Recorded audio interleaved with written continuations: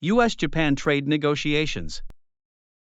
So, President Trump's recent comments, they've really stirred things up, haven't they? They certainly have. Threats of pretty significant new tariffs, maybe 35% on Japanese imports, things like cars, even rice. And that comment calling Japan spoiled.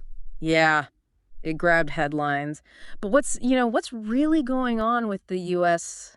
and Japan trade partnership? It feels complex. It is. That kind of, strong rhetoric really underscores just how layered and, frankly, evolving this relationship is. Mm-hmm. We're not just talking about the usual stuff, physical goods like cars. It stretches all the way to, the digital frontier, digital trade, lots of history, very intertwined economies. Exactly. So that's our mission today. Let's try and unpack the economic facts here. Right. Look at how Japanese businesses are actually responding strategically and sort of explore the dilemmas shaping this whole thing. Bilateral deals versus those bigger multilateral frameworks. Let's cover, definitely. So let's start with the physical goods, the tariffs. The president's claims. He said Japan doesn't buy U.S. rice or cars. But when you dig into the numbers, it's not quite that simple, is it? No, not really. The data shows a different picture. Yeah, Japan actually bought a fair amount of U.S. rice, about $354.7 million worth, just in the last year or so. Right, May 2024 to April 2025. And cars. They imported, 13,724 U.S. passenger vehicles in 2024. That's over $1 billion. $1.04 billion.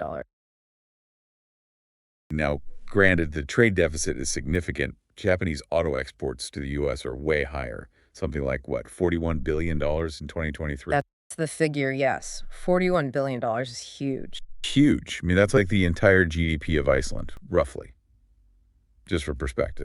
And what's interesting is thinking about the 2019 U.S.-Japan trade agreement. It was meant to tackle some of this, but well, compared to the original Trans-Pacific Partnership, the TPP, that the U.S. left, the 2019 deal was pretty limited in scope. Like a small piece of a much bigger thing.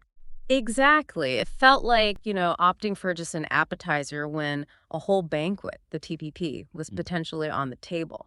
It limited the real potential for deeper liberalization. So what did it cover?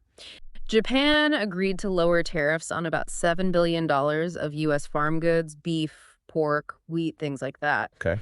But a really key priority for Japan, getting rid of U.S. auto tariffs. It's the big one for them. Yeah.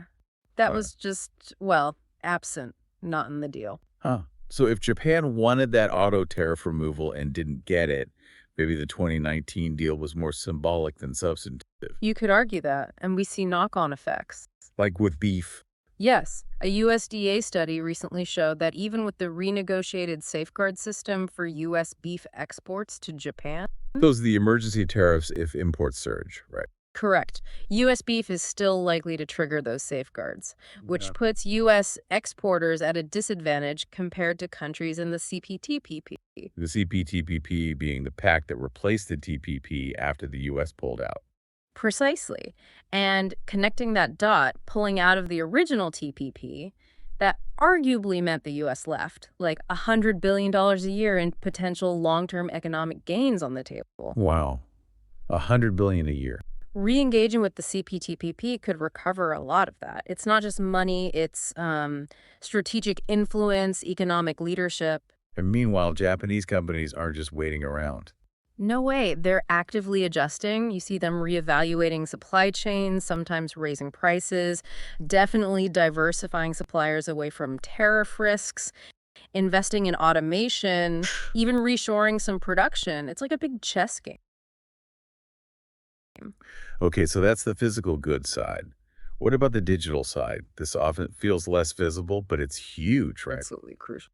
The 2019 U.S.-Japan Digital Trade Agreement, it promised barrier-free cross-border data transfers, banned forcing companies to store data locally, covering about $40 billion in trade.